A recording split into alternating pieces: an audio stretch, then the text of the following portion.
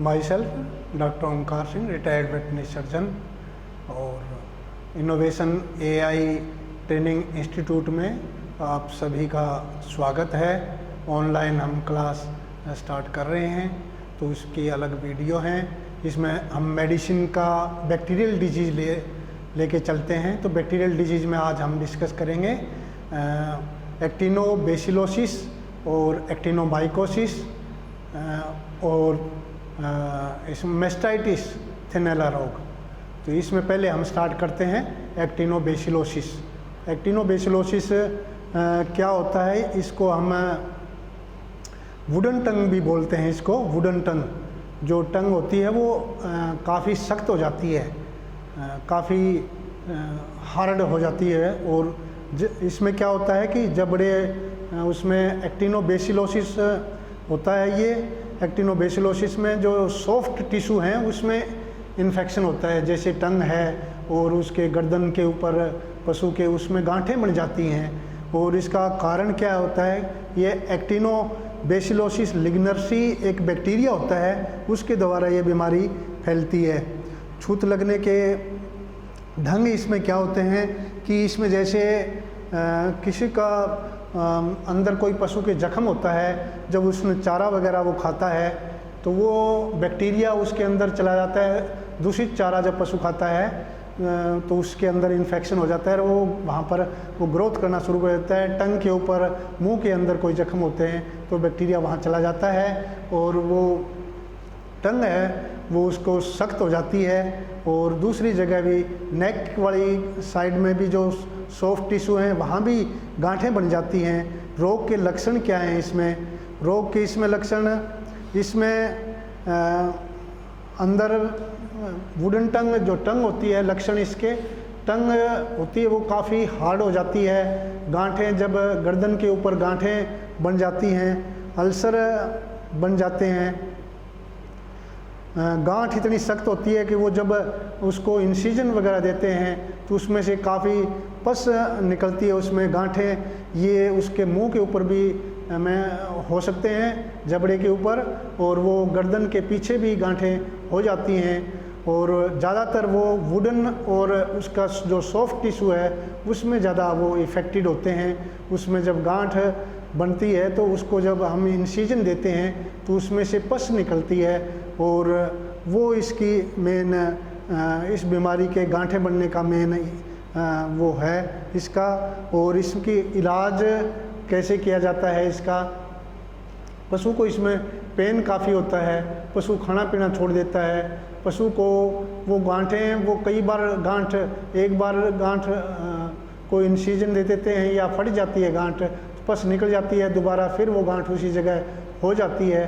तो ये कंटिन्यूस ये प्रोसेस चलता रहता है जब तक उसका हम इलाज नहीं कर लेते। तो इलाज इसका इसमें क्या है कि हम इसको स्ट्रेप्टो पेनिसिलिन देते हैं, जैसे इसका इंजेक्शन देते हैं डाइक्रिसिसिन, 2.5 ग्राम डाइक्रिसिसिन इंट्रामस्कुलर 5 दिन दिया जाता है। और साथ में इसको पोटेशियम आयोडाइड खिलाया जाता है पशु को। पोटेशियम आयोडाइड 6 से 10 ग्राम बड़े पशु को उसको हम 5 दिन या कई बार जब ज़्यादा हो जाती हैं तो 10 दिन भी उसको हम खिला सकते हैं। तो उससे हम पोटेशियम आयोडाइड से और स्ट्रेप्टोपेनिसिलिन से स्ट्रेप्टोमाइसिन, स्ट्रेप्टोपेनिसिलिन देते हैं इसको। तो इससे बीमारी ये ठीक हो जाती है और पशु बिल्कुल स्वस्थ हो जाता है। अगली है ये एक्टिनोमाइकोसिस। एक्टिनोमाइकोसिस में क्या होता है? एक्टिनोमाइकोसिस ये एक्टिनोबैसिलोसिस की तरह ही होती है। ये एक्टिनोमाइकोसिस क्या है कि हार्ड टिश्यू में होती है, वो एक्टिनोबैसिलोसिस सॉफ्ट टिश्यू में होता है, जैसे टंग और गर्दन पर मसल वगैरह में वो उसके गांठें बन जाती हैं। एक्टिनोमाइकोसिस हार्ड टिश्यू में होता है, मैंडिबल में होता है और मैग्जिला वाले एरिया में उसमें गांठें बन जाती हैं। और उसमें गांठों से क्या होता है कि उसमें पस आनी शुरू हो जाती है, वो गांठें बड़ी सख्त होती हैं। और उसके ऊपर जब वो गांठें पक जाती हैं तो वो उसमें से पस क्रीमी कलर की पस काफ़ी बदबूदार, जब उसमें चीरा लगाते हैं तो उसमें पस निकलती है, बदबूदार होती है। वो बार बार इस तरह होता रहता है, बार बार होता रहता है जब तक हम उसका इलाज नहीं करते। इसका भी जब हम इलाज करते हैं तो ये इसमें पोटेशियम आयोडाइड 6 से 8 ग्राम पोटेशियम आयोडाइड पशु को खिलाया जाता है। उसको हम 5 दिन खिलाते हैं और इंजेक्शन डाइक्रिसिन दिया जाता है, वो भी 5 दिन इंट्रामस्कुलर पशु को कंटिन्यूस देना पड़ता है। तो इससे पशु एक्टिनोमाइकोसिस की जो बीमारी होती है वो उसकी ठीक हो जाती है। ये बीमारी दोनों, वैसे तो एक ही ट्रीटमेंट इन दोनों बीमारियों का, एक्टिनोबेसिलोसिस और एक्टिनोमाइकोसिस का इलाज दोनों बीमारियों का एक जैसा है, सेम ट्रीटमेंट है, उससे सेम ट्रीटमेंट करते हैं। इसमें इसको पशु को पेन बहुत होता है, जो मैगजीला होता है दांत वाली साइड में, वो दांत भी हिलने लग जाते हैं इसके।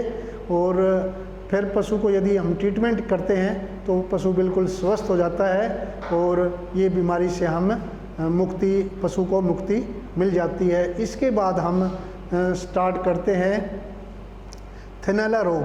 थैलेला रोग के बारे में तो आपने बहुत कुछ सुना होगा।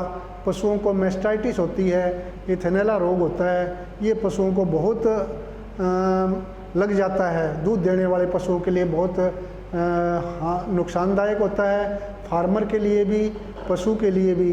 फार्मर की उसकी जो उसकी फाइनेंशियली उसको लॉस बहुत होता है और पशु का भी उसका नुकसान होता है कि उसकी मिल्क प्रोडक्शन पशु की कम हो जाती है और फाइनेंशियली लॉस होता है। पशु को यदि एक बार मैस्टाइटिस हो जाए, थन खराब हो जाएगा तो उसको पशु की उसकी वैल्यू भी कम हो जाती है। तो इसलिए ये मैस्टाइटिस का हमें बहुत ही सावधानी से इसका इलाज करना चाहिए और इलाज भी इसका जल्दी से जल्दी इलाज करना चाहिए। पहले तो ये मैस्टाइटिस होता क्या है इसके बारे में पढ़ते हैं।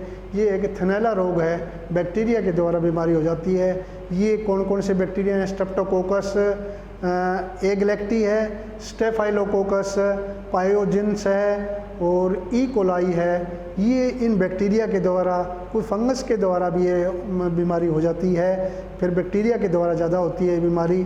ट्रांसमिशन कैसे होती है, उसमें बीमारी होती कैसे है कि पशु होता है, उसमें बैठता है तो उस जगह पर उसमें बैक्टीरिया होते हैं और वो बैक्टीरिया उसके थन टीट कैनाल के थ्रू चले जाते हैं। टीट कैनाल होती है तो जो ज़्यादा दूध देने वाले पशु की टीट कैनाल मोटी होती है तो वो उसके द्वारा एंट्री कर देता है तो उसमें बीमारी वो चली जाती है। इसके लक्षण क्या हैं? पहले तो ये कितनी तरह की होती है मैस्टाइटिस? थैलेला रोग कितनी तरह का होता है? थैलेला रोग पर एक्यूट होता है, एक्यूट होता है, गैंग्रीन्स टाइप का होता है, गैंग्रीनियस मैस्टाइटिस होती है और क्रोनिक होता है और एक ऐसी होती है कि सब क्लिनिकल मैस्टाइटिस बोलते हैं। तो इसमें अलग अलग सबके वो लक्षण होते हैं। सब क्लिनिकल मैस्टाइटिस तो ऐसी होती है कि मालिक को, फार्मर को पता ही नहीं चल पाता कि उसमें कि मैस्टाइटिस उसको थैलेला रोग है। उसमें क्या होता है कि सब क्लिनिकल में मैस्टाइटिस में जब पशु को दूध देने एकदम कम हो जाता है पशु का और उसको जब हल्का सा हम चख के दूध देखते हैं तो थोड़ा नमकीन मिलता है, फार्मर को पता नहीं चलता, दूध की मात्रा कम धीरे धीरे कम होती जाती है और वो लास्ट में बिल्कुल कम हो जाती है। तो ये सब क्लिनिकल मैस्टाइटिस आती है। एक्यूट, पर एक्यूट और क्रोनिक, ये हमें उसके लक्षण क्या होते हैं? एक गैंग्रीनियस मैस्टाइटिस होती है। उसमें क्या होता है कि बिल्कुल उसका थन होता है, पशु का अडर होता है, बिल्कुल थन टीट होते हैं, वो बिल्कुल स्लफ हो जाते हैं, वो गिर जाता है उसका बिल्कुल, और ये गैंग्रीनियस मैस्टाइटिस होती है। और पर एक्यूट और क्रोनिक, ये हम इनके लक्षण क्या होते हैं? इसमें हम पढ़ते हैं कि पशु को उसमें स्वेलिंग हो जाएगी, अडर में स्वेलिंग हो जाएगी, पशु को तापमान उसका बढ़ जाएगा, टेम्परेचर हो जाएगा, स्वेलिंग हो जाएगी।